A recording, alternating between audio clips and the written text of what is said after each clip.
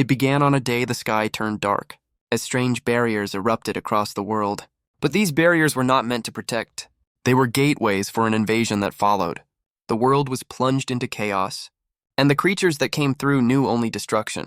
A vortex of energy tears through the streets, and a mother gives her life for her son, Itsuki, a memory seared into his mind forever. He's pulled back to reality, just another student spacing out. A classmate's voice cuts through his daze, asking if he's okay. She points out the single tear running down his cheek. His friend tries to distract him, pointing out the sudden school assembly.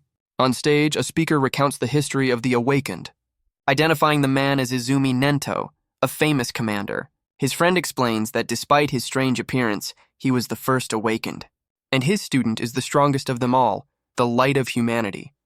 The commander reveals that ordinary people can awaken their powers by touching the very monuments the invaders brought with them. But the assembly is violently interrupted by a flash of golden light. The students erupt in a frenzy of excitement. His friend grabs Itsuki, thrilled they finally have a chance to awaken. He drags our boy towards the monument, eager to join the line. But the girl from before senses a chilling change in Itsuki's demeanor. A dark smile crosses his face, his eyes glowing with a sinister red light. The awakening ceremony begins, with students placing their hands on the stone. But hope quickly fades as even the most promising candidates are turned away. The guards show no emotion, simply calling for the next person in line. The students realize this isn't the power-up giveaway they were hoping for. A new name is called out from the crowd, Oishi Hikaru. The crowd whispers nervously, the school bully awakening is a terrible idea. But as he touches the monument, blue lightning erupts around him. A status window confirms it. A powerful lightning elementalist is born. Watching from afar, a woman in armor reports his stats, sounding utterly unimpressed.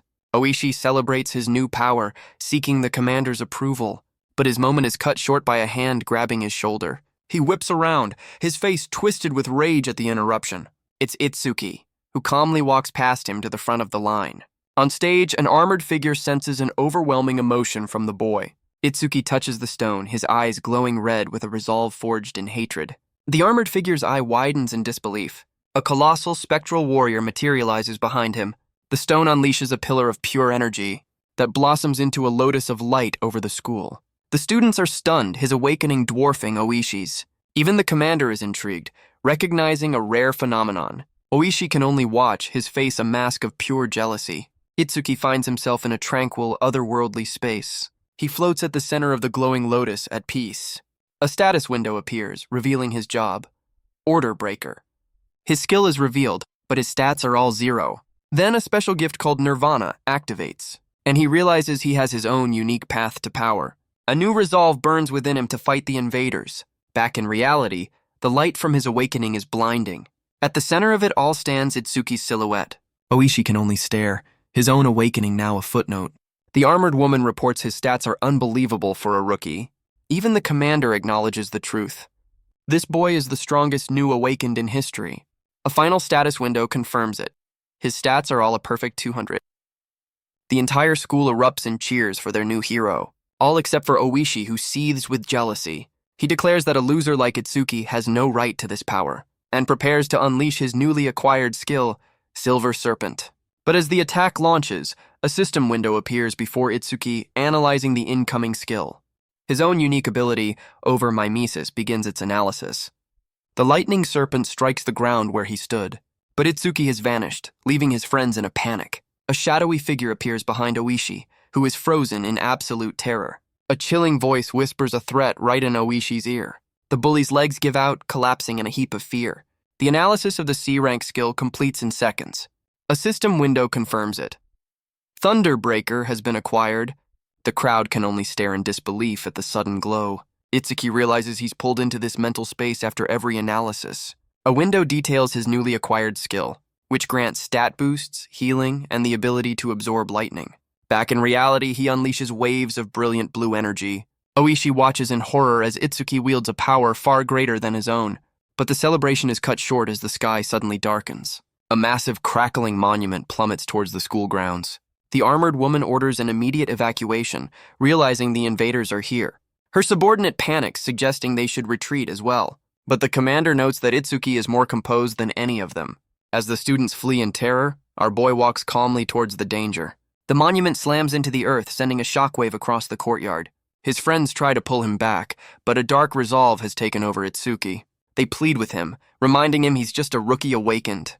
He simply turns to them with a calm gaze, asking for their trust. His friends reluctantly retreat, warning him of the danger. But Itsuki watches them go with a chilling smile. He realizes this is the very creature that killed his parents.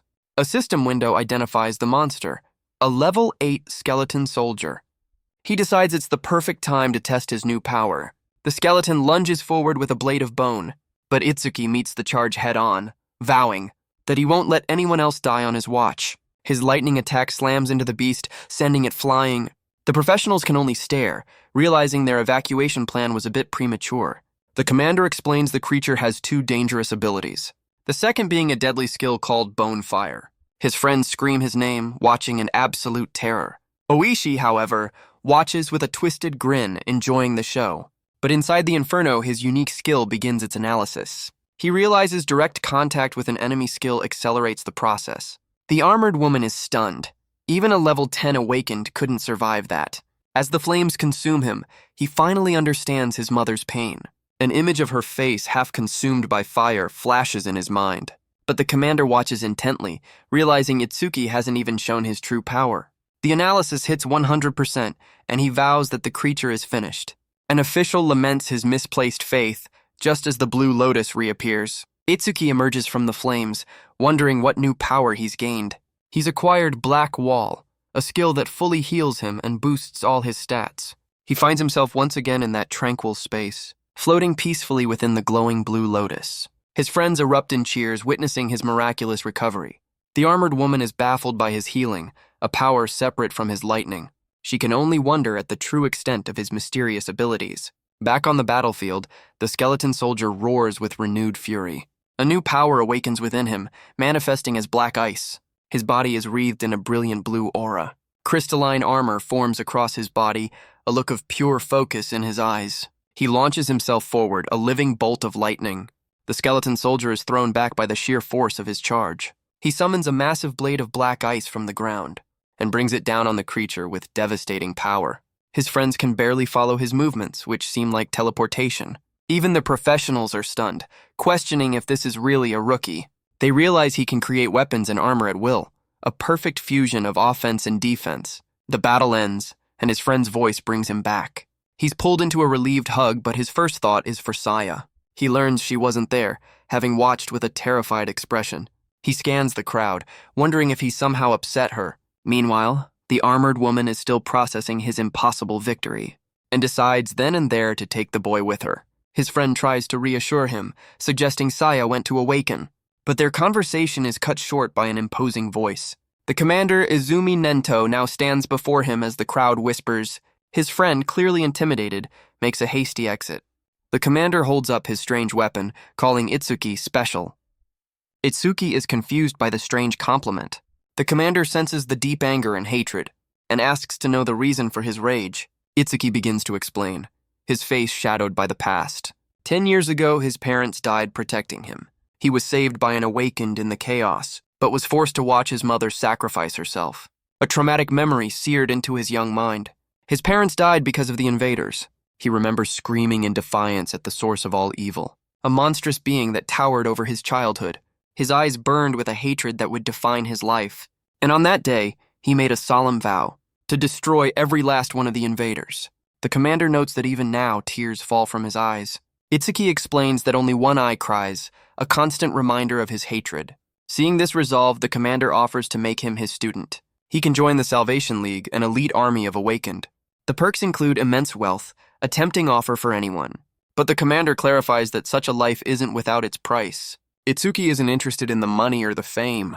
All he wants is the chance to fight on the front lines. The commander explains the brutal tournament that selects only the top 100. He's hesitant to even mention the all-time high score, a staggering 115,000 points set by Tewajin 11 years ago. Itsuki recognizes the name, the legendary Light of Humanity. The commander warns him that comparing himself to a legend is a path to despair. But Itsuki, suddenly looking like a pro bodybuilder, declares he'll surpass him. A flicker of surprise crosses the commander's face. The commander muses that simply following a legend isn't enough to win. He believes he's finally found the one who will surpass the old sun. They arrive before a massive, dome-like structure. The commander explains the monuments are endless portals for the invaders. This building contains those portals, turning them into training grounds. Itsuki realizes it's a training facility, which the commander calls stages. But this one is notoriously deadly, known as the Rookie's Graveyard. A record shows the legendary Taewajin cleared it in 3 minutes and 14 seconds. The commander challenges Itsuki to clear it in under 3 minutes, and if he succeeds, he will officially become his student. As they walk through the facility, whispers follow them. Itsuki seems oblivious to the commander's fame. A monitor displays the challenge, a level 10 disaster beast. The onlookers assume he's not going in alone, or just there to flirt. He steps up to the reception desk to register for the stage. When asked how many are in his party, he simply replies, "Just me." The receptionist is taken aback by his solo entry. She scolds him, assuming his confidence is just a bad pickup line. The crowd laughs, enjoying the spectacle of another rookie getting shut down. But Itsuki clarifies his intentions are purely professional and, frankly, a little insulting. The receptionist sighs, offering her number if he'll just go home. But Itsuki's patience is wearing thin, his only focus on the challenge ahead. Startled, she finally relents, warning him not to blame her for his death. The crowd mocks his decision, calling his challenge a suicide mission. Some wonder if his special gift is enough to make a difference. But others know that at such a low level, it's a meaningless advantage. He scans the bracelet, and the system grants him access. Inside the chamber, he cracks his knuckles, ready to begin the test. The timer starts, his 3-minute window now officially open. And in a flash of red light, he explodes into action. He finds himself in a vast artificial field, a monument looming ahead. His senses sharpen, anticipating the first wave of enemies. A level 4 Kodama erupts from the ground, its stats appearing before him. Without hesitation, he summons a blade of black ice and cleaves the creature in two with a single brutal swing. He then forms a massive axe ready to do some serious deforestation. An entire horde now surrounds him, but he shows no fear. Outside, the armored woman questions the commander's choice of stage. He explains that to surpass the legend, one must transcend humanity itself. She recalls seeing Jin's eyes once, cold and solitary, not human at all. She recalls Jin's eyes, saying they were like those of a god.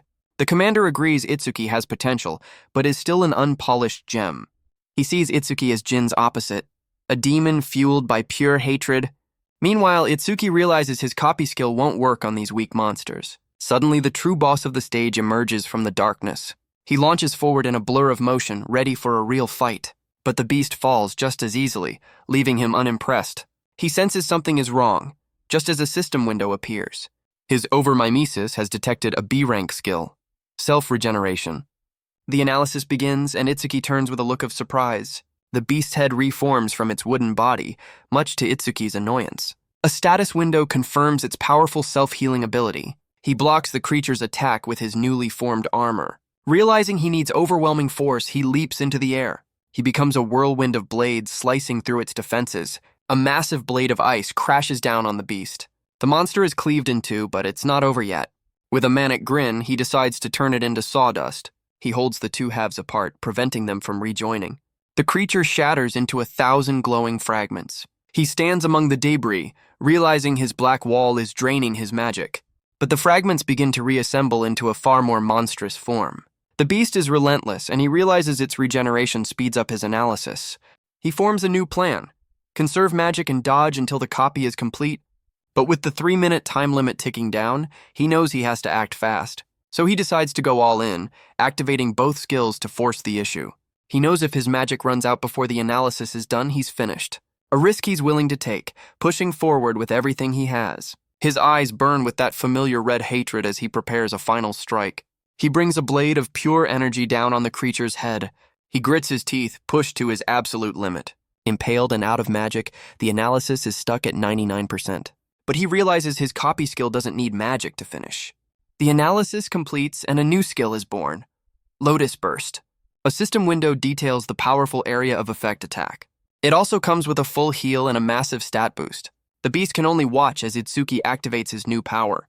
He clasps his hands, channeling the explosive energy. A fiery lotus erupts, consuming the monster completely. The creature is reduced to nothing but dust and embers. Itsuki reflects on his powerful new skill, Lotus Burst.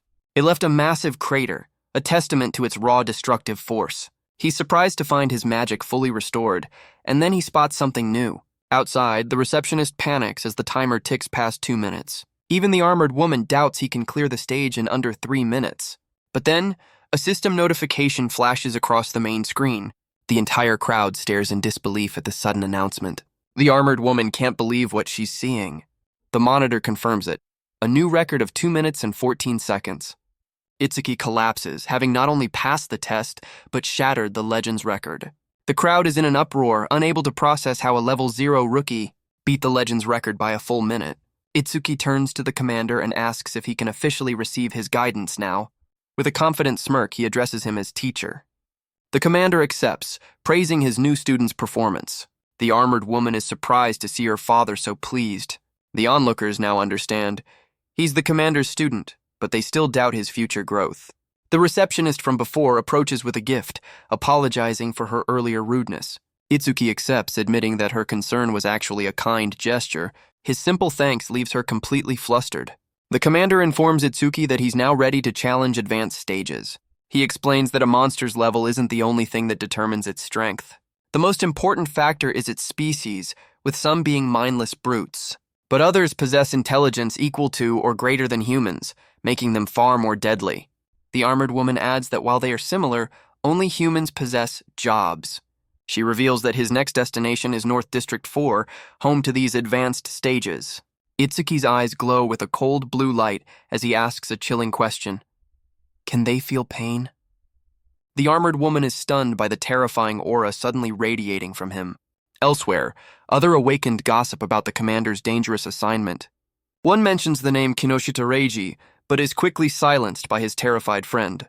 We're introduced to the governor's son, Kinoshita Reiji, a man who clearly has his priorities straight. His bodyguard asks when he'll be leaving for the stages, but Reiji is in no hurry. He scoffs that waiting in line is for commoners.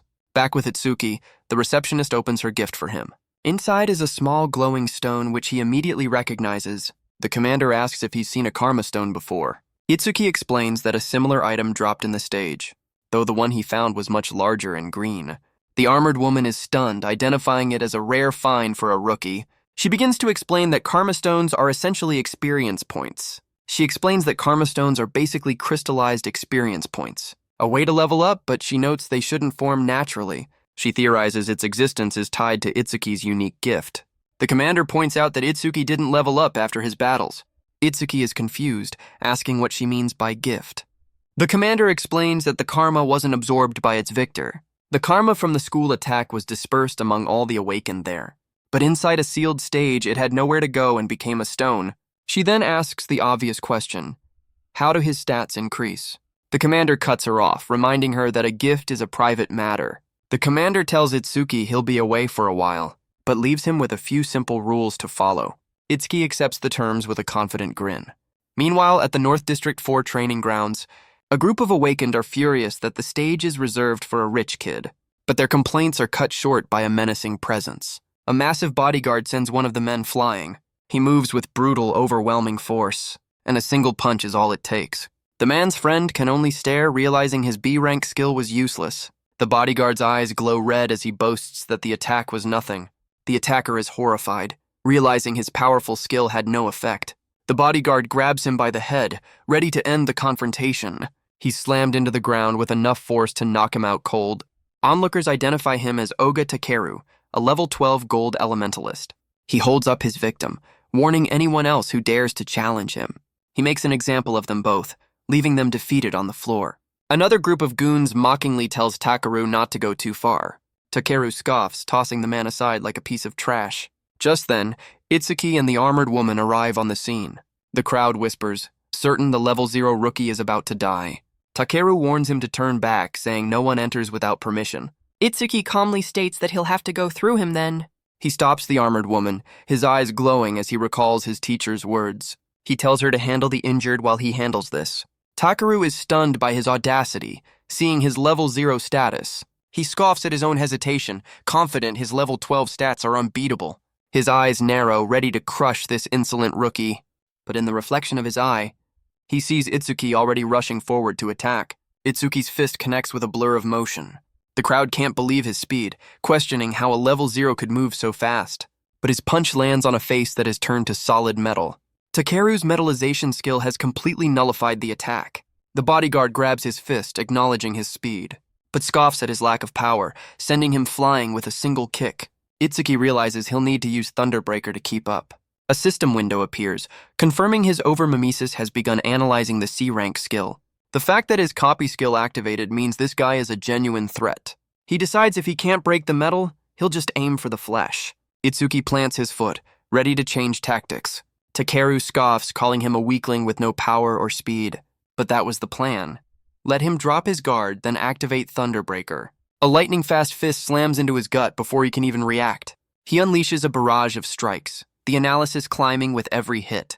The onlookers are stunned, questioning how a level 0 can be this fast. Takeru panics, realizing he has no time to activate his defense.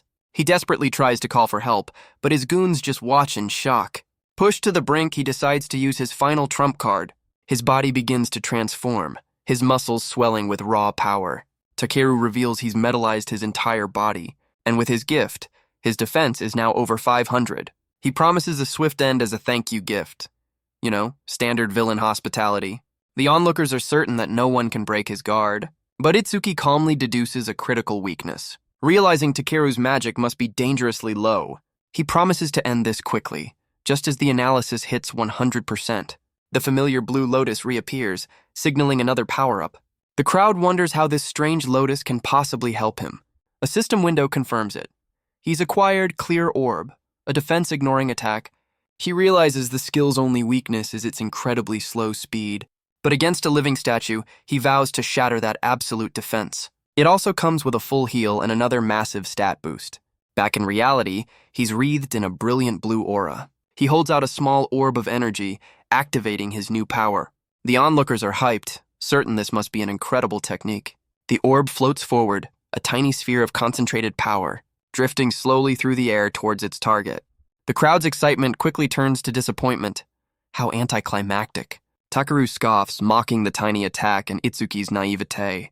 He mocks the attack, calling it Itsuki's pathetic trump card. He promises a pathetic end just as the orb touches his chest, but his absolute defense shatters like glass.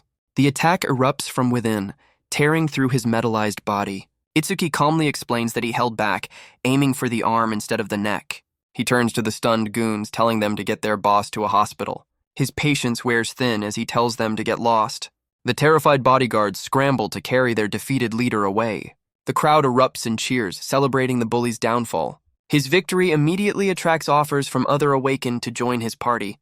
They warn him about the next stage, where every monster is as tough as Oga. But Itsuki sees this as the perfect opportunity to level up his new skill. The hopeful party members eagerly await his decision. But his answer is simple. He's going in alone. The crowd is stunned, certain his victory has made him arrogant. The rejected party members walk away, calling him strong but too proud. Even the armored woman questions if his magic can last against so many foes.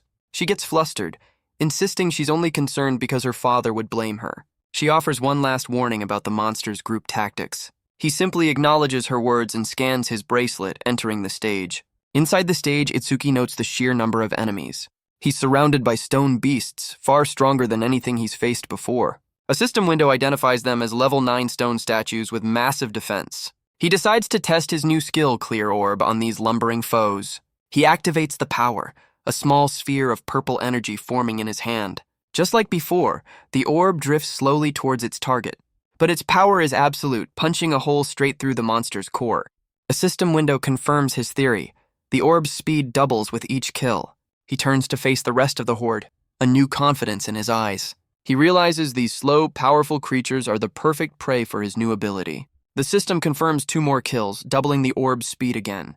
He stands over the wreckage, calculating his dwindling magic. With 3 enemies left, he realizes he needs a 2-for-1 special. He summons another orb, determined to thread the needle.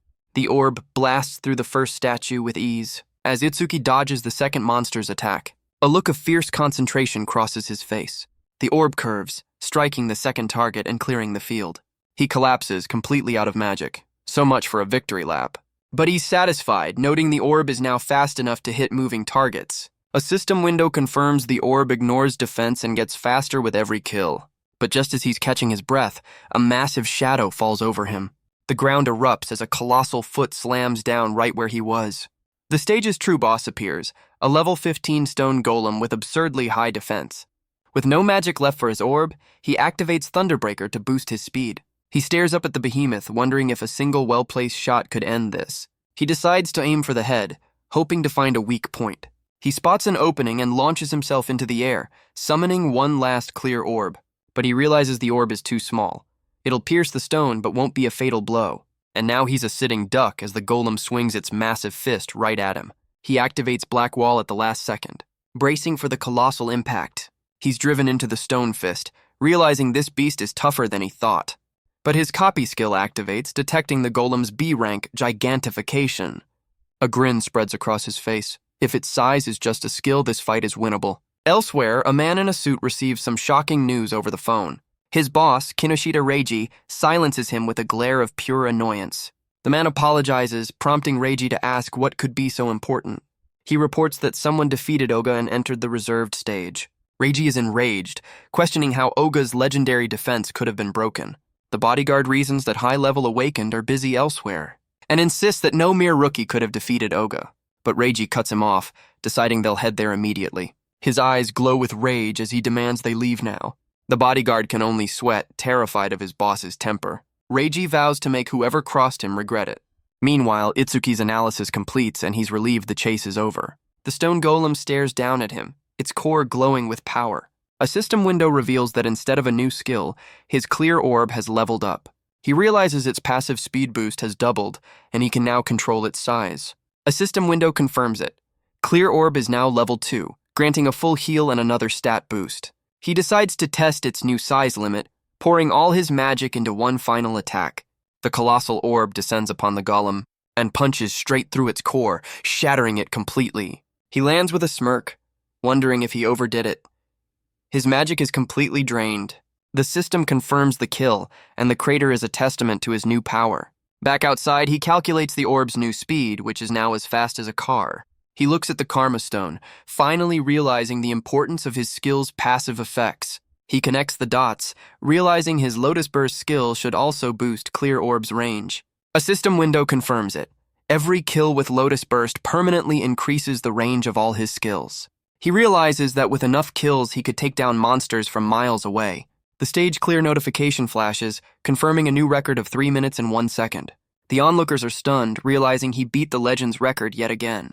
As he walks out, they question how a level 0 could be so powerful. The armored woman greets him, impressed that he cleared it unscathed. She notes how surprisingly quick his victory was. He casually explains the monsters were weak to his defense-ignoring attacks. Suddenly, a glowing green butterfly flutters between them. She reveals her job as a Shikigami user, and this is her familiar. Itsuki is captivated, seeing a Shikigami for the very first time. Itsuki asks about the different kinds of awakened jobs, a question she finds surprisingly basic. She explains there are 4 main types, and he's already encountered 3 of them. The first and most common are elementalists, masters of the 7 core elements. His classmate Oishi was a lightning elementalist, and the bodyguard Ohga was a gold elementalist. The second type is the Shikigami user, who can summon powerful familiars. She introduces herself as Izumi Choha, revealing her own Shikigami as a B-rank beast. She pauses, asking if he's following along so far. Itsuki bluntly points out that her Shikigami is a higher level than she is. Choha is comically offended, realizing this kid has absolutely no filter. She confirms his theory, explaining that Shikigami level up independently. Itsuki's eyes narrow with a chilling realization. Always target the user first. Choha is once again unnerved by the dark aura seeping from him. But Itsuki is already moving on, impatiently asking about the other jobs. She continues, explaining the third type is the most mysterious and least understood. It's a job he knows all too well, his own, the Order Breaker. She explains that each one has a completely unique ability, like his Blue Lotus. Other Order Breakers can change their size, create clones, or even stretch their bodies. While normal jobs have skills ranked C to S, Order Breakers possess a unique Z rank. This is why their abilities are kept secret, and why her father stopped her questions. She notes that even among Order Breakers, he's an anomaly. He silently hopes she doesn't reveal too much about his powers. He quickly changes the subject, asking about the final job type. But she teases him, saying he'll have to see one for himself. He relents and she asks what he plans to do next. He wants to run the stage again, but she reveals they have cooldowns. He realizes if he can't level Clear Orb, he'll focus on Lotus Burst. So he asks for a stage with a massive number of monsters. A sly grin crosses her face. She knows just the place. The Locust Wasteland, a stage so packed with enemies that most awakened turn back in fear. Choha questions his plan, unaware of his powerful area of effect skill. He simply reassures her, his confidence unshaken by the warning. The crowd whispers in fear, certain this will provoke Kinoshita Reiji. And right on cue, Reiji's team arrives to find their target gone. He's enraged to learn the rookie cleared the stage in under 30 minutes. His face twists with fury, feeling like he's been made a fool. He orders his men to track Itsuki down using any means necessary, and vows to capture him alive to teach him a lesson in pain. Meanwhile, in a dark alley, an assassin regrets taking his latest job. He realizes he barely escaped with his life using a special technique. He believes he's finally reached safety after a narrow escape, but his relief is shattered by the lunge of a monstrous wolf. The beast pins him down with terrifying force, its red eyes glowing. A calm voice tells the creature, named Death, to ease up for a moment. The terrified man can only ask how he was found. A figure in a trench coat explains that his hound has a very sharp sense of smell. He introduces his familiar hound Charles, who can sense the smell of death, a very specific and not at all creepy talent. The assassin breaks down, pleading for his life. But Charles explains that letting him go would anger Mr. Kinoshita. With a cold look, he gives the order for his hound to begin its meal. The hound lunges forward, its fangs bared for the final strike. A status window confirms the Shikigami has leveled up from its meal. Charles reports to his boss that the job is done, but he's shocked to learn that Ogo was seriously injured. He turns to his hound, announcing they have a new target to hunt. Meanwhile, Itsuki and Choha arrive at the Locust Wasteland. Our boy looks at the endless fields, skeptical of the stage's name. Choha explains that the environment is a clue to the monsters within. He notes the lack of a reception desk, and she sighs, explaining this place is slated for demolition. She clarifies that unlike other stages, there's no escape from this one. Choha explains that the monsters here are unusually aggressive and numerous. She warns that a single moment of weakness will get you swarmed and devoured down to the very bone. But Itsuki just smiles, calling it the perfect training ground. He calmly reassures her that he has no intention of becoming bug food.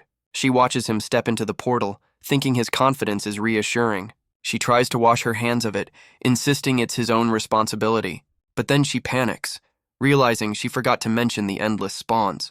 With a look of resolve, she decides she has to go in after him. But her path is blocked by a man in a trench coat and his monstrous hound. Charles greets her with a sinister smile, explaining he's looking for someone. Meanwhile, inside the stage, Itsuki surveys the desolate landscape. He claps his hands together, confidently announcing his arrival to the local pests. He notes that while the monsters are individually weak, they're perfect for leveling up his Lotus Burst. System windows confirm his assessment, identifying the creatures as low-level evil locusts. But what they lack in strength, they make up for in numbers, filling the sky in a massive swarm. This, however, is exactly what he wanted, as he summons his fiery Lotus Burst. He knows that the more they cluster together, the more effective his attack will be. As the swarm descends upon him, he unleashes his power at the perfect moment. A system window confirms it. Lotus Burst activates, consuming the entire horde. System windows confirm kill after kill, each one boosting his skill range. He stands in the aftermath, the battlefield littered with defeated foes. A status window confirms his Lotus Burst has leveled up, its range now over 10 meters. He calculates his remaining magic, realizing he can unleash this power many more times. His only regret is the cooldown timers on these stages, slowing his progress. But something is wrong. The stage clear notification hasn't appeared. Instead, his overmimesis detects a new C-rank skill, Mother's Will. He turns with a start, realizing there's still a survivor. The ground trembles as a new wave of locusts emerges from the earth. He's caught off guard, his armor barely forming in time to block a surprise attack. He knows he can expand his skill range, but the boss is nowhere to be found. So he decides to flush it out by wiping out all the small fry. He unleashes another fiery Lotus Burst, and the system confirms a massive boost to his skill range. His Lotus Burst is now level 2 with a diameter of 16 meters. But even after clearing another wave, the boss is still a no-show. Then, from strange glowing pods, a new swarm begins to hatch. They spawn again, and his analysis of Mother's Will continues to climb. He checks his magic, calculating he has enough for 9 more attacks. He vows to destroy them no matter how many times they reappear. He clenches his armored fist, ready to wipe them all out. Another Lotus Burst incinerates the swarm, the system confirming each kill. He unleashes a relentless barrage of fiery explosions. A status window confirms his skill range has increased by a staggering 9990%. But after 9 waves, he only has enough magic for one final attack. He looks up in frustration as the swarm continues to pour from the sky. With the boss still hidden, he considers a tactical retreat, but quickly dismisses the thought, calling it a coward's move. His eyes burn red as he summons his final ounce of power and unleashes one last, desperate Lotus Burst. He's on his last legs, completely out of magic, but the swarm is endless, their numbers never dwindling. He realizes something is off. All the monsters are newly hatched. He finally understands the boss's true ability: infinite reproduction. A system window confirms it's a queen locust, spawning endless minions. He's out of magic, but the analysis is almost complete. The analysis completes, granting him a new skill: magic detection. It not only detects enemies from over a kilometer away, but it also restores his magic with every ping. Talk about a game changer. He decides to end this quickly, remembering Choha is waiting outside. His stats get another boost as he begins to scan for the boss. Waves of pure energy ripple out from his position, revealing the queen locust hiding deep beneath the ground. His eyes lock onto the target, the hunt now over. With a confident smirk, he prepares to end this once and for all. He summons his clear orb, knowing her children can't protect her now. Thanks to his passive skills, his attack has more than enough range. A system window confirms it, a flight distance of 120 meters. The orb of pure energy slams into the earth with devastating force, and the queen locust is obliterated by the direct hit. The remaining locusts are no match for him now. With a confident grin, he declares the battle is over. He easily cuts through the disorganized swarm. Without their queen, the locusts fall into chaos. He promises to send them all to join their mother. A real family man, this one. A system window confirms the massive power-up, with his skill range now boosted by over 1200%. He's pleased with the results and plans to grind this stage even more. He finally exits, surprised it took him 17 minutes, and worries about Choha. He knows she'll probably act cold and distant when he gets back, but he finds her tough girl act kind of endearing as he prepares to greet her. But his eyes harden with a familiar cold fury. He finds Choha held captive by the man in the trench coat.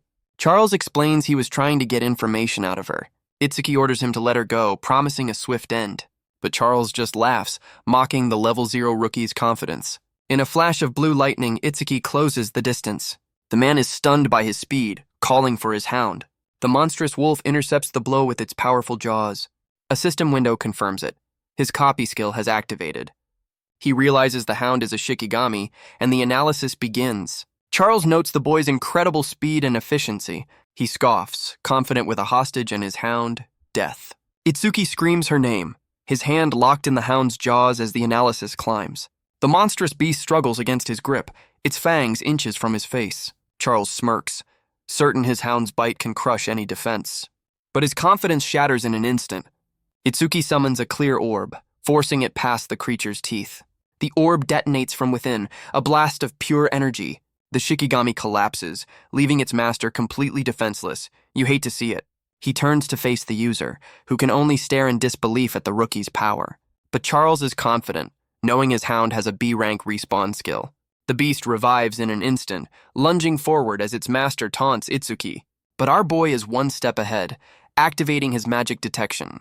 He easily evades the hound's attacks, the analysis climbing with every move. He knows he has to end this before the Blue Lotus reveals his trump card. Charles begins to panic, realizing he's completely outmatched in every way. He resorts to his last option, threatening Choha's life if Itsuki moves. But it's too late. The analysis hits 100% without the flashy light show.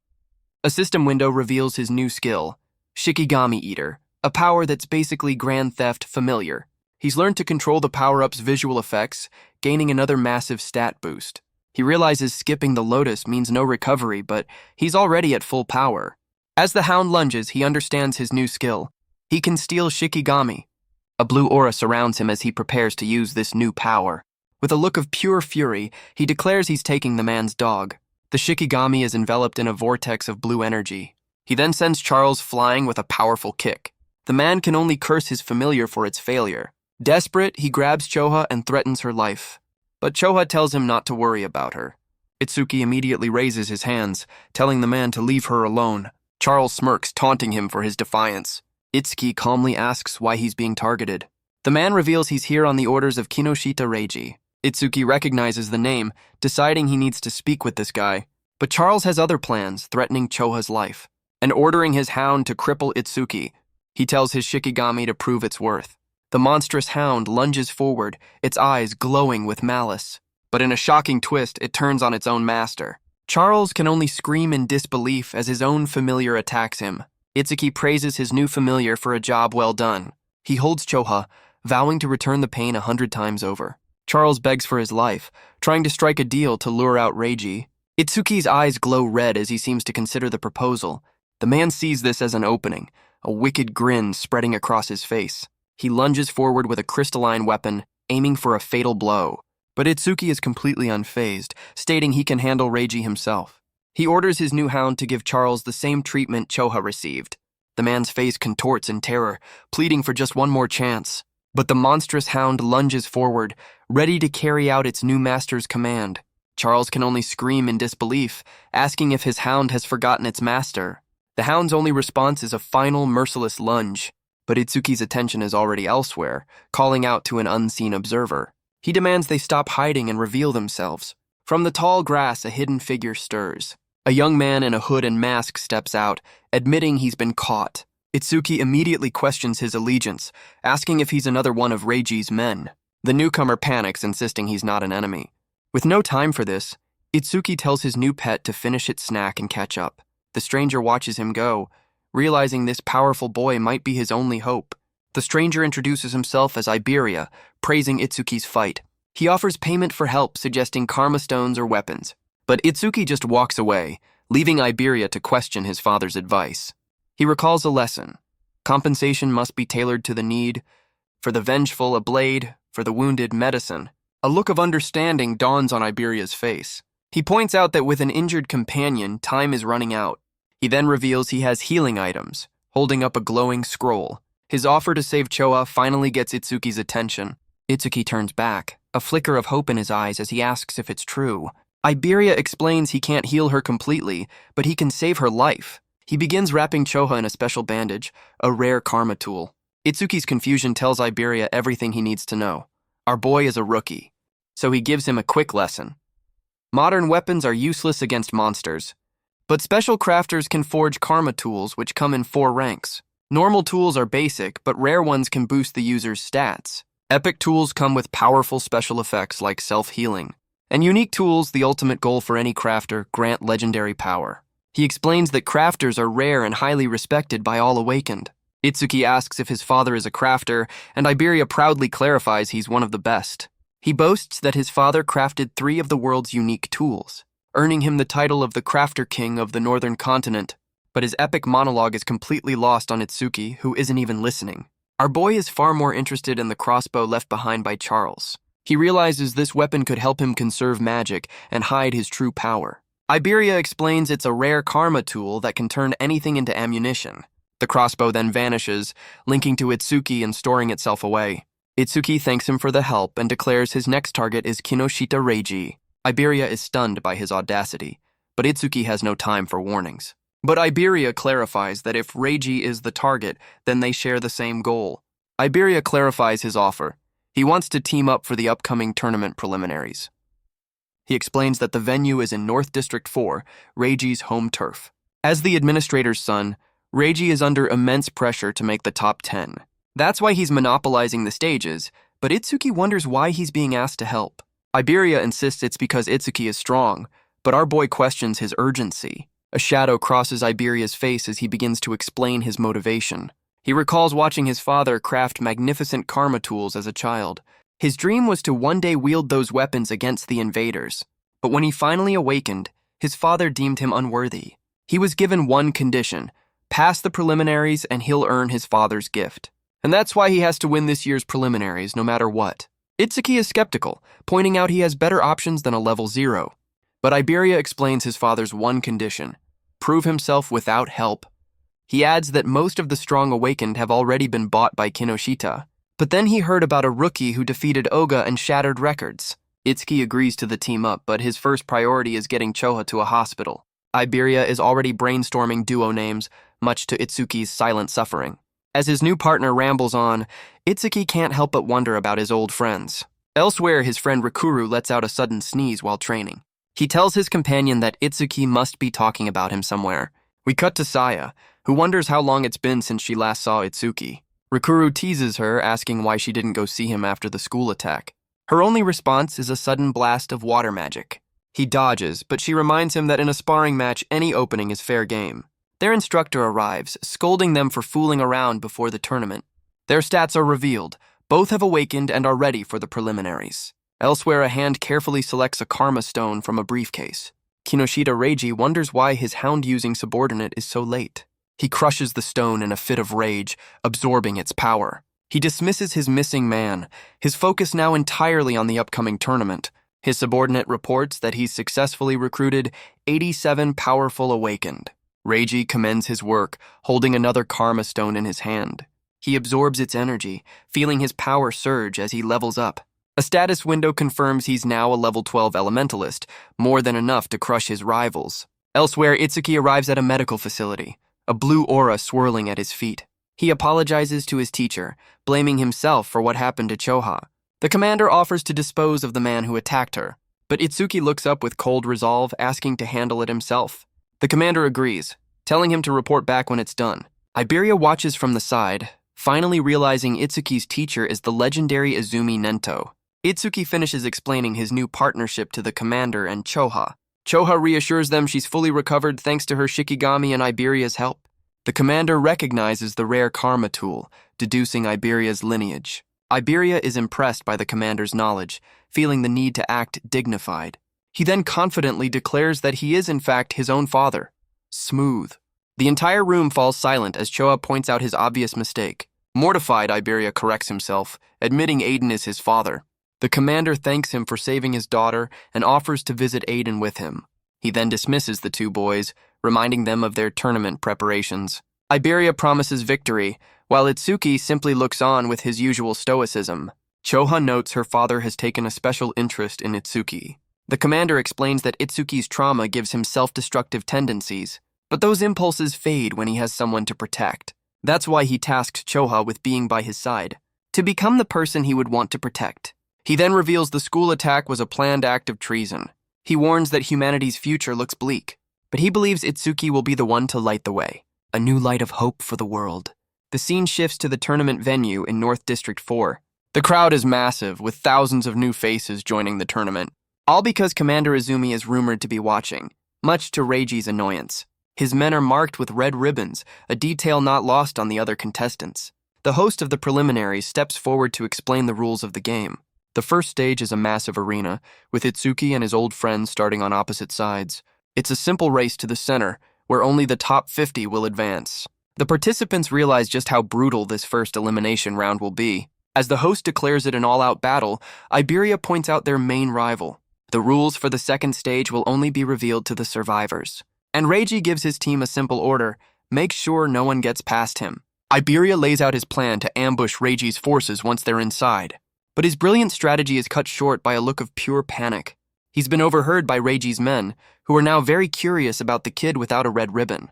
But before any pleasantries can be exchanged, the host's voice booms, and the first stage begins. Watching from above, Commander Izumi notes the impressive turnout, but knows that numbers mean nothing without quality. A man beside him, Hiten Akira, recalls that his year had far stronger participants. A flashback reveals he and the legendary Taewajin were the only two rookies that year. Akira laments the lack of a new legend, but the commander reminds him that geniuses are rare. An imposing armored figure then asks the commander about the rumors of his new student. The commander confirms it's all true, piquing the interest of the mysterious official. The official notes that this new student is only the second person Izumi has ever taken on. Akira scans the list of participants, trying to deduce who it could be. He dismisses Itsuki's friend Rikuru, a level 10 with an ordinary gift. He also rules out Saya, a support-oriented elementalist. His eyes land on Hanyu Kana, a wood elementalist with an unusually high level of 16. But the commander tells him he's wrong, much to Akira's surprise. He then reveals there's a level 0 among the participants, which Akira dismisses as a yearly joke. Down below, Reiji's men mock Itsuki, asking if the level 0 kid got lost.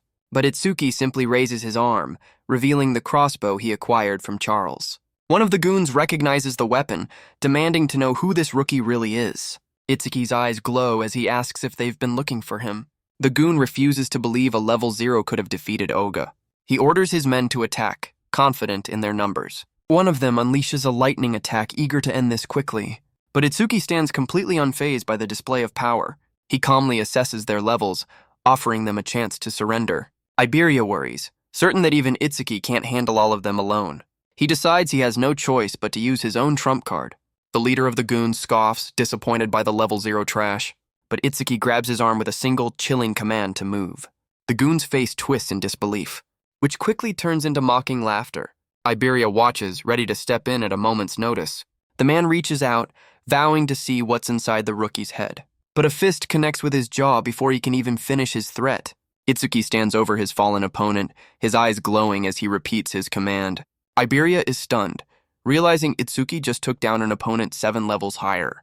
The other goons panic, trying to convince themselves it was just a lucky shot. One of them summons a B-rank fire skill, vowing to burn Itsuki to a crisp. The attack engulfs Itsuki's silhouette as Iberia watches in terror. The goons celebrate, callously dismissing the attack as overkill for a level 0. But their confidence fades as they realize something is wrong within the inferno. From within the flames, Itsuki is revealed, protected by a wall of black ice. Iberia grins, his faith in his new partner completely justified. Itsuki simply tells his ally to stay back and let him handle this. A system window confirms his black wall skill blocked the attack, boosting his defense. He analyzes the result, wondering if the passive effect can be stacked. The attacker is stunned, unable to comprehend how he's using an ice skill. Itsuki then challenges him to try again, promising not to block it this time. Enraged by the taunt, the goon prepares to unleash his power once more. He unleashes his strongest technique, a B-rank flamethrower. But Itsuki stands within the inferno, completely unimpressed by the raw power. His allies realize the attack is far stronger than it should be. The goon drains his magic, certain this overkill will end the fight. But he's suddenly sent flying, his face a mask of disbelief. Turns out it wasn't quite overkilled enough. Itsuki confirms his theory. The passive defense boost doesn't stack from the same attacker. With his test complete, he declares it's time to finish this. The goons are horrified, but one of them thinks he's found a weakness. He unleashes a barrage of fireballs, a B-rank skill of his own. But as the attack surrounds him, Itsuki simply activates his black wall once more. The fireballs detonate around him in a massive explosion. The goon is certain that a level 0's magic will run out eventually. But through the smoke, an armored hand grabs his arm. The man can only stare in disbelief at the sudden counterattack. Itsuki confirms that even with multiple hits, the passive effect only triggers once. The goon tries to overpower him, boasting about his superior strength. But Itsuki looks completely unimpressed by the effort. He effortlessly twists the man's arm, sending him crashing to the ground. A system window confirms the defense boost is based on his original stats. The remaining goons panic, deciding to retreat as Itsuki spots his next targets. His eyes glow, asking if they really think they can escape. The last goon unleashes his own lightning attack, Silver Serpent. But Itsuki's Thunderbreaker absorbs it, boosting his agility. From above, Akira is stunned by his effortless victory. Itsuki stands among the fallen, wreathed in crackling energy. He realizes Thunderbreaker's passive works just like Black Wall. Iberia can only stare at the field of unconscious bodies. He grins, admitting he completely underestimated his new partner. The last conscious goon demands to know who he really is. Iberia chimes in with a creepy smile, asking, "Who are we?" Iberia proudly declares them the Double I, the future strongest duo. But Itsuki has no time for branding, dragging his partner away mid-speech. The defeated goon can only stare, calling their team name utterly lame. Elsewhere, a man with glasses notes the commotion, assuming the level 0 is getting destroyed. But he recognizes the crossbow, realizing it belonged to his subordinate Charles. He muses that few in the northern continent could have taken Charles down. Another contestant speeds by, boasting that his specialty is speed. But his sprint is cut short by a sudden blast of purple energy. He crashes to the ground, wondering who could have hit him at full speed. A foot slams down on his back, wreathed in that same purple glow. The man in red warns that this is the price for getting in his way. He orders his followers to conserve their energy for the next stage. From the sidelines, other contestants identify him as Kinoshita Reiji. He's content to let his underlings clear a path for him. a strategy that will let them reach the finish line with ease.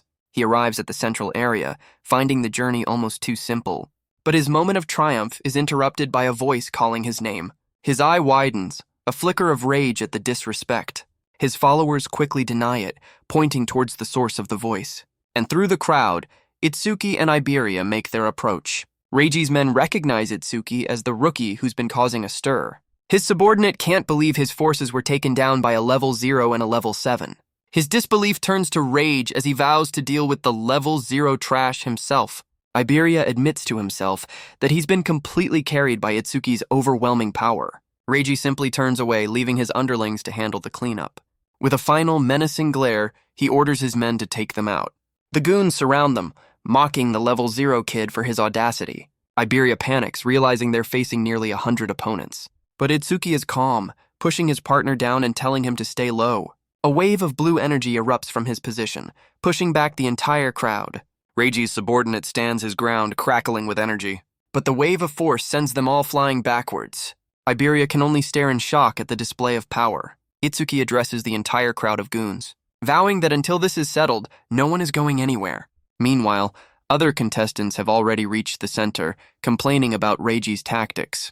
They're stunned that despite their speed, others were even faster. The third and second place finishers are revealed, already waiting. But the first to arrive was Hanyu Kana, a powerful level 16. Elsewhere, Saya worries about Itsuki, just as her friend spots something flying their way. Saya watches from the finish line as Iberia is announced in 6th place.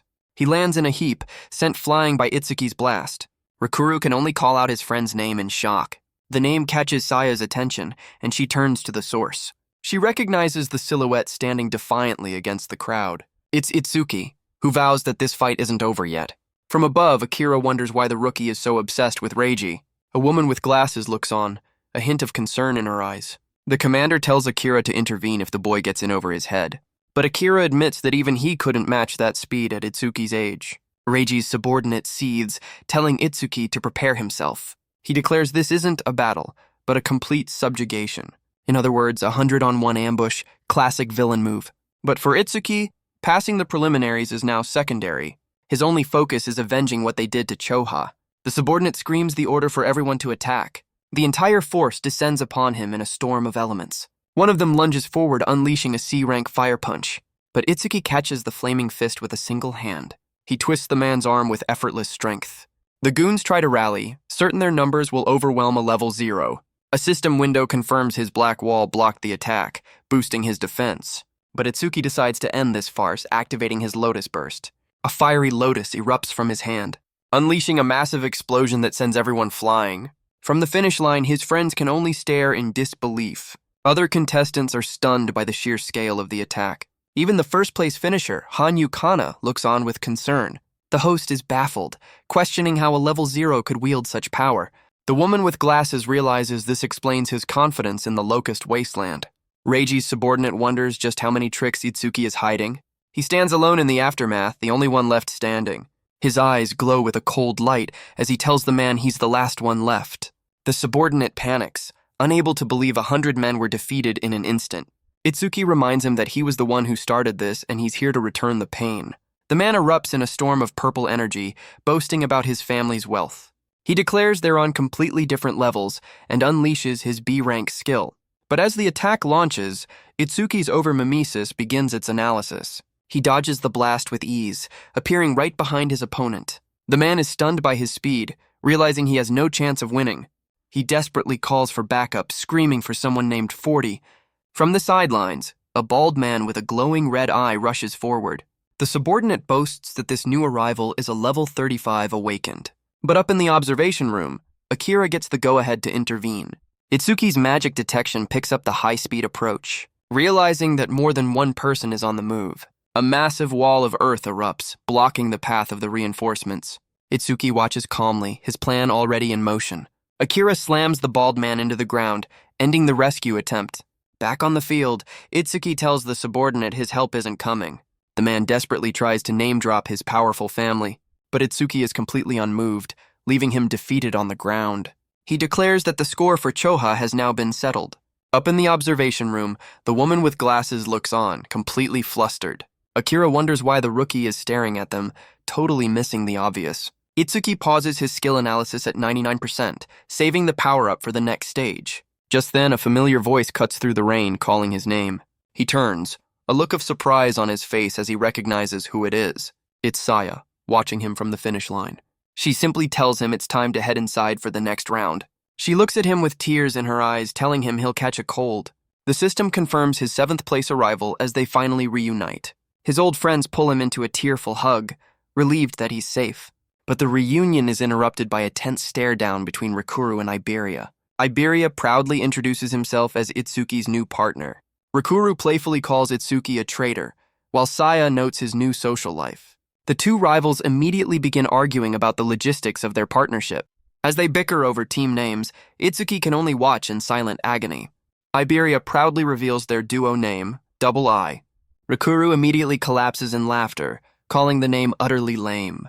The host's voice echoes across the arena, announcing the first stage is over. The next challenge is revealed, a solo survival trial against disaster beasts. The news of fighting alone sends a wave of panic through the survivors. But for some, like the 3rd-place finisher, it's a welcome challenge. A screen displays the top 7 finishers, a mix of familiar faces and new rivals. The survivors are led into a massive dome-like structure. They approach a series of gates, the entrance to the next trial. Rikuru asks Itsuki if he's still level 0, a question that's been on his mind. He presses for answers, but Itsuki explains his power is a closely guarded secret. The 2nd-place finisher steps in, reminding them that order breaker skills are classified. The tournament officials stand ready, asking if the contestants are prepared. Iberia looks on in shock, recognizing the figures on stage. The crowd identifies them as legends. Fujiwara, Soryu, Hiton Akira, and Commander Izumi. Soryu steps forward to explain the rules for the 2nd stage. It's a point-based system, with kills earning more points at higher difficulties. After each kill, contestants get a 1-minute break before the next challenge. A confident level 13 elementalist declares he'll jump straight to Nightmare class, but Itsuki raises his hand, interrupting the proceedings with a question. The crowd immediately mocks him, assuming the level 0 wants to back out. The official, however, calmly tells him to ask whatever is on his mind. Itsuki asks if Nightmare class is the highest possible difficulty. The official seems surprised, while another contestant smirks at his question. The crowd scoffs, certain a level 0 couldn't even handle the easiest class. But the official explains that, theoretically, there is no upper limit. The others realize that even beating hard class would be a major achievement. The points earned here will carry over to the main tournament, meaning today's performance is critical for their future. Itsuki recalls the legend's record of 115,000 points. With the rules explained, the host orders everyone to enter the trial grounds. The 2nd stage begins, and Itsuki finds himself in a familiar arena. From the darkness, a dozen pairs of red eyes stare back. The system identifies them as Level 1 Mad Dogs of Calamity. He activates Black Wall, deciding to end this warm-up quickly. Up in the observation room, Akira questions the commander's focus. But Akira admits that this particular rookie is far more interesting. He can't understand why the commander is so surprised by the boy's performance.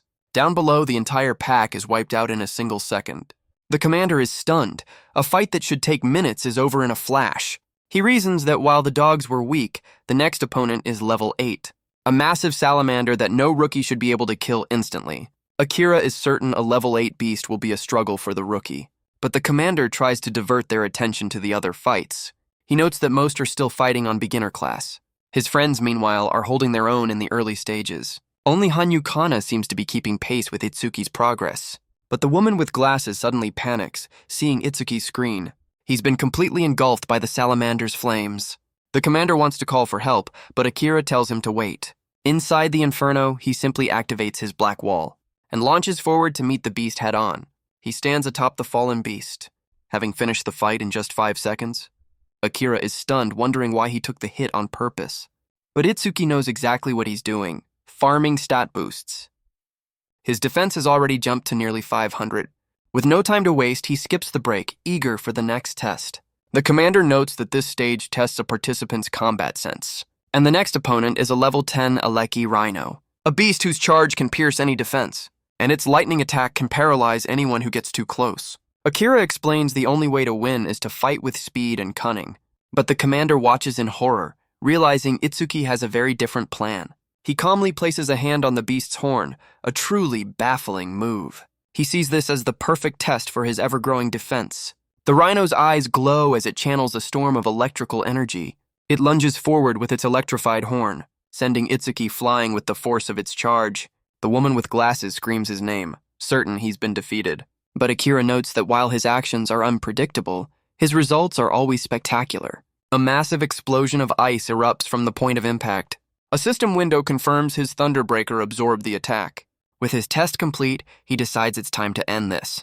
He activates Thunderbreaker, his agility skyrocketing. The rhino can only watch as its opponent powers up. It unleashes another desperate charge. But the fight is over in just 7 seconds. Akira is impressed, realizing the kid isn't even trying yet. But the commander knows the next opponent is far more dangerous. A beast with razor-sharp claws that shred its enemies, and a giant mouth that can swallow anything whole. A massive body covered in a rigid, armor-like exoskeleton. Akira explains this is the ultimate test, the Nightmare-class boss. A system window identifies the level 15 Inferno Giant. But Itsuki wastes no time unleashing his clear orb. The attack connects instantly, boosting his skill's speed yet again. The observers can only stare, their professional composure completely shattered. A system window confirms the orb's speed has increased by 900%. All of this is captured by the arena's ever-watchful cameras, as the officials realize the fight was over in just 3 seconds. And the next opponent, a beast of pure energy, is already here. Elsewhere, Saya focuses her power, determined to clear the beginner class. Another contestant, Uegaku, pushes forward, eager to be the first to advance. But Hanyu Kana is already done, calmly recovering her magic after clearing the normal class. A system notification flashes, confirming the Nightmare class was cleared in just 21 seconds. The other top contenders can only stare in disbelief at the impossible time. But Itsuki is already prepared for the next challenge, ready to move on. The officials are in an uproar, questioning how the Inferno Giant was defeated instantly. Akira grins, ordering them to raise the difficulty to see how far the kid can go. But Itsuki is unimpressed, realizing the only change is the number of enemies.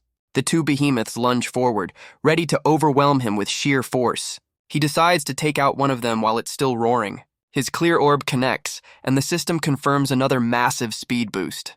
Akira can't believe it, questioning if there's any limit to this power. But the commander notes that the skill has a fatal flaw. The remaining Inferno Giant charges forward with a terrifying roar. Itsuki is stunned, realizing this beast is faster than anything he's ever faced. Up above, Akira explains that their size is deceptive, but Itsuki is already preparing another counterattack. He unleashes his clear orb at the blurred, charging monster. Akira clarifies that despite their appearance, they are speed-type beasts, but the orb misses, the beast dodging with impossible speed. A system window confirms its stats are all boosted, with no magic to speak of. Itsuki can only stare, stunned that his attack was evaded. Akira notes the orb's slow speed, praising Itsuki's earlier surprise attack. But he knows that without more speed, the kid has hit his limit. The remaining giant lunges forward, its fist a blur of motion. The attack shatters the ground, sending debris flying everywhere. Itsuki is blown back, realizing the attack can be dodged from a distance. Akira assumes he has no other moves, but the commander isn't so sure. A confident grin spreads across Itsuki's face as he decides to close the distance. He activates Thunderbreaker, exploding forward in a flash of blue light. The giant can barely track his movement as he closes the gap. It swings a massive fist, hoping to crush him with raw power. The attack slams into the ground, sending a shockwave across the arena. The woman with glasses can only watch in horror. The commander panics, certain that even Itsuki can't survive a direct hit. But Akira calmly tells him to wait and watch. He knows that power is meaningless if it can't hit its target. The beast lifts its fist from the crater, finding nothing but dust. A calm voice calls out from below, confirming he dodged it completely. The Inferno Giant glares down, its eyes burning with rage. It scans the area, searching for its elusive target. But Itsuki is already above it, unleashing another clear orb. His eyes are locked on, a look of pure focus on his face. The attack connects, piercing straight through its armored hide. A system window confirms the kill and another massive speed boost. The fight is over in just 12 seconds, earning him 10,000 points. Up in the observation room, Choha erupts in cheers, calling out his name. The commander notes that it's rare to see his daughter so fired up. She gets flustered, insisting she was just worried for everyone's safety. The commander notes that his daughter has become quite talkative lately. He then asks Akira how he knew Itsuki would be able to dodge the attack. Akira explains that the kid's normal speed is about the same as the giant's. But when he activates his lightning skill, his speed increases dramatically. And once that happens, the Inferno Giant has no chance of ever landing a hit. The commander muses that he should stop now to secure first place. But Itsuki's only goal is to surpass the legend Teiwajin. He declares that he can't afford to stop for even a second. The next wave begins, 3 level 15 Inferno Giants. He immediately activates Clear Orb, taking out the first one instantly. Akira watches with a confident smirk, pleased with Itsuki's choice. The commander recalls that even Akira only reached Phase 4 once. He notes that even with his strength, Akira only cleared Phase 3. Down below, the second giant lunges forward with a furious roar. But Itsuki's Clear Orb finds its mark with pinpoint accuracy. He's already moving, using Thunderbreaker to close the distance. A system window confirms another massive boost to his orb's speed. With 2 down, he turns his attention to the final target. The last Inferno Giant lunges forward, its massive jaws open wide. Its eyes burn with a furious red light, ready to end this. The last giant stands its ground, a hulking mass of armor. But Itsuki decides to switch tactics, unleashing his Lotus Burst. The fiery explosion consumes the beast completely. A system window confirms the kill and another range boost. The fight is over in just 13 seconds, earning him 15,000 points. Up above, the commander recognizes the attack as the same one that wiped out the crowd in the first stage. But the massive attack has left him completely out of magic. He knows, however, that his magic detection will soon fix that. And right on cue, the next wave appears, restoring his power. The commander notes that if Itsuki passes this, he'll surpass Akira's record. Down below, Itsuki knows that with every kill, his Clear Orb's speed increases, and its accuracy improves right along with it. He realizes that with a few more boosts, he won't need to get so close to land a hit. But with his magic running low, he can't afford to waste a single shot. The beast roars, its body bound by massive chains. Itsuki's eyes narrow, noticing the strange iron restraints. The monster swings its massive arm, a blur of pure force. But Itsuki has already launched his attack, aiming for the head. The orb connects, and the beast is instantly defeated. But he's trapped, unable to move within his own armor. The beast's grip tightens, crushing him with overwhelming force. The impact sends a shockwave through his entire body. He's slammed into the ground with devastating power. He lies defeated in the crater, his body broken. The commander panics, ordering Akira to intervene immediately. But Akira can only watch, realizing the boy has hit his limit. He sees a reflection of his own past defeat in Itsuki's struggle. He turns to leave, deciding he has to step in and help. But the official stops him, insisting that Itsuki hasn't given up yet. The officials panic, certain that Itsuki is about to die. But the armored figure insists he still has a trump card.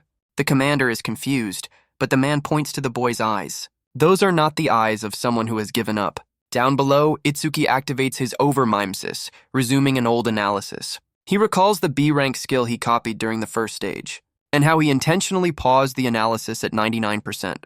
Now it completes, leveling up his Thunderbreaker skill. The familiar blue lotus appears, but the commander questions its use now.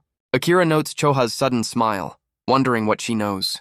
A system window details his new power. Thunderbreaker level 2. His hand clenches, crackling with newfound energy. He rises to his feet, his body completely restored. The system confirms it, a full heal and another massive stat boost. The blue lotus blooms beneath him, a symbol of his impossible recovery. He declares that the warm-up is officially over. A status window confirms his stats have skyrocketed once again. The commander can only stare, wondering how many cheat codes this kid has. He unleashes his Clear Orb, which now moves like a blur, taking out both giants. He clears the stage in just over 3 seconds, vowing that he's just getting started. A system window confirms another kill, boosting his Clear Orb's speed. He clears Phase 5 in under a minute, racking up an insane amount of points. The orb now moves so fast, the beast can't even react. Phase 6 falls just as quickly, his point total soaring ever higher. Up in the observation room, the officials are completely speechless. They can only wonder who the real monster is in this arena. Down below, Itsuki sits among the wreckage, pushed to his absolute limit. He gasps for air, wondering why the next wave hasn't appeared. The commander realizes the impossible has just happened. The system has run out of monsters to throw at him. The official's voice echoes through the arena, announcing that it's over. Itsuki has defeated every single Inferno Giant they had prepared. He's literally cleared out their entire stock of high-level monsters. Itsuki questions this, reminding them they said there was no upper limit.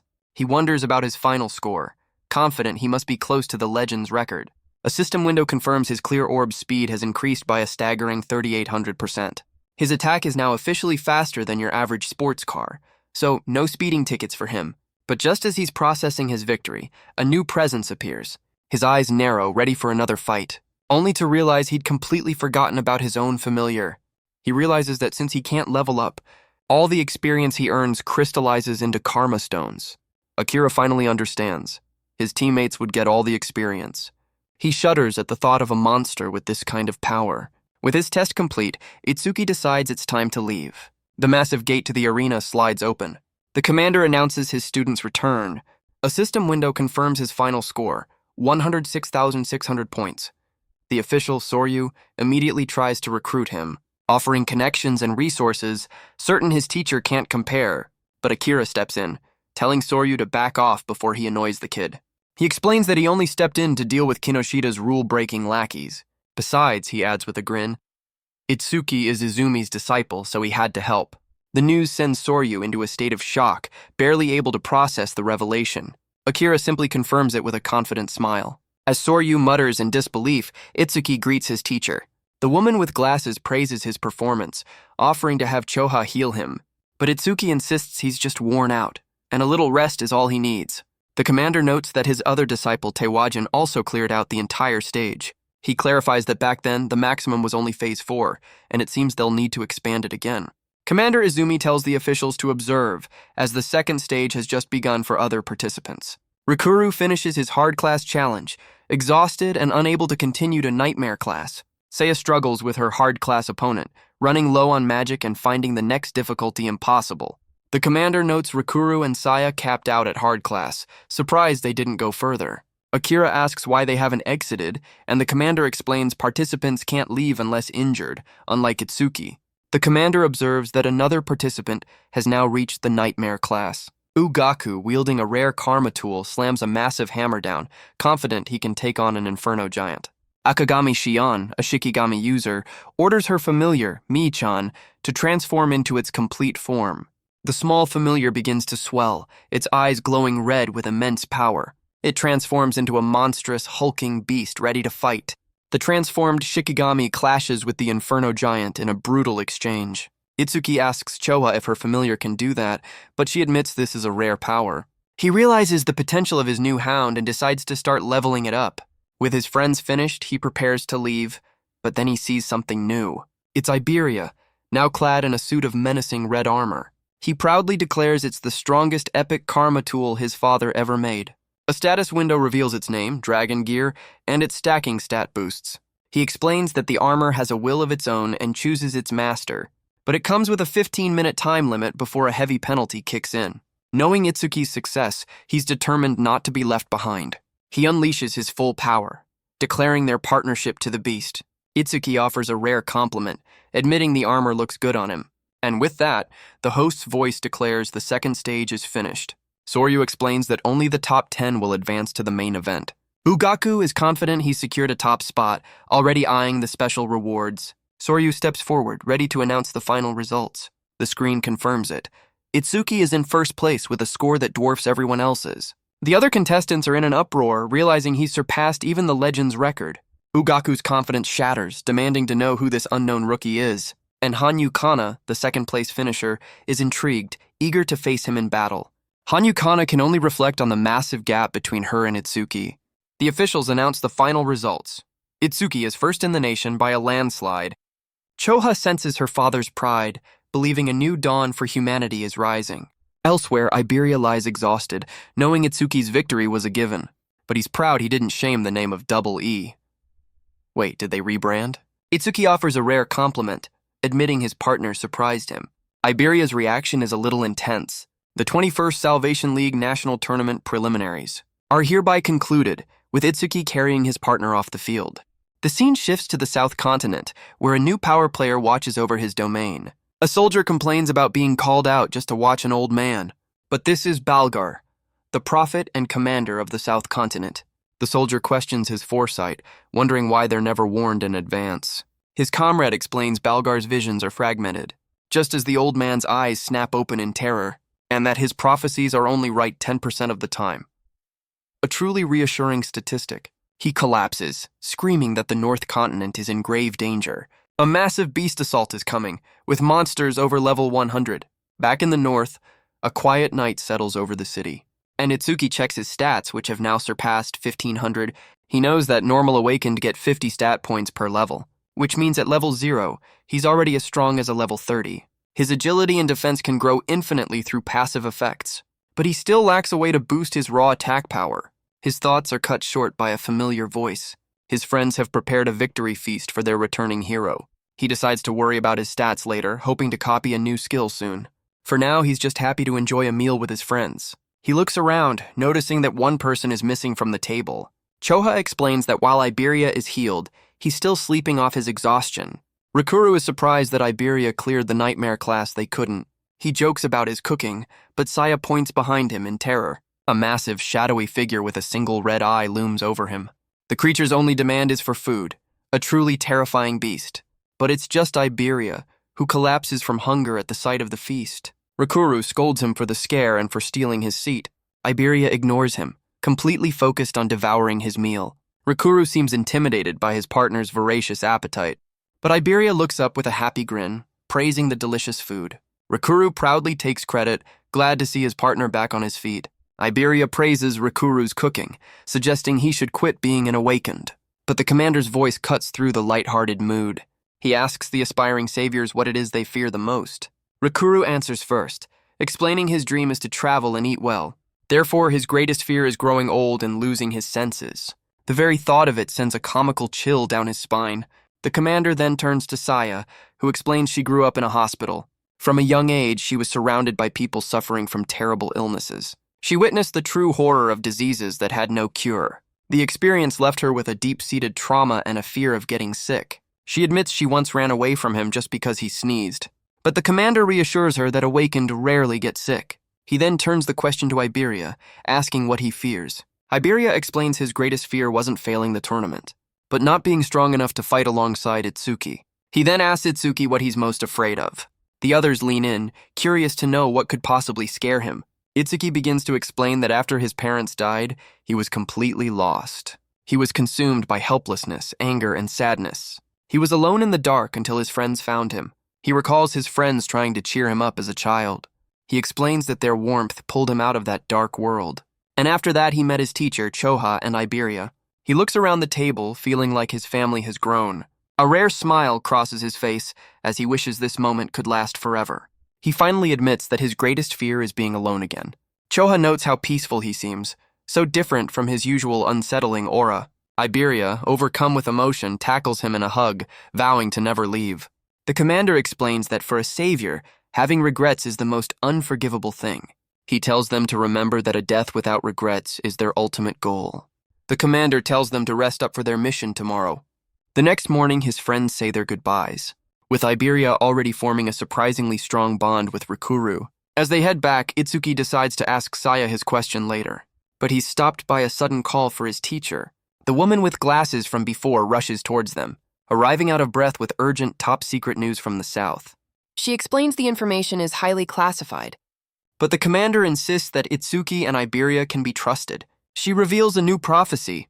A massive beast assault is coming in 3 days. Iberia questions the prophecy's reliability, but the woman insists it's a confirmed future. Choha urges her father to evacuate the North Continent immediately, but the commander realizes he's the target, and therefore the perfect bait. She pleads with him to retreat, and Itsuki offers to fight in his place. But the commander's mind is made up, giving Itsuki a different mission. He orders the two boys to guard Iberia's father, the master crafter Aiden. Itsuki can't help but wonder if his teacher is trying to sideline him. The commander then turns to Choha with 3 final requests. She is to organize the evacuation and rally all high-level awakened, and with a look of grim resolve, he declares they will make their stand here.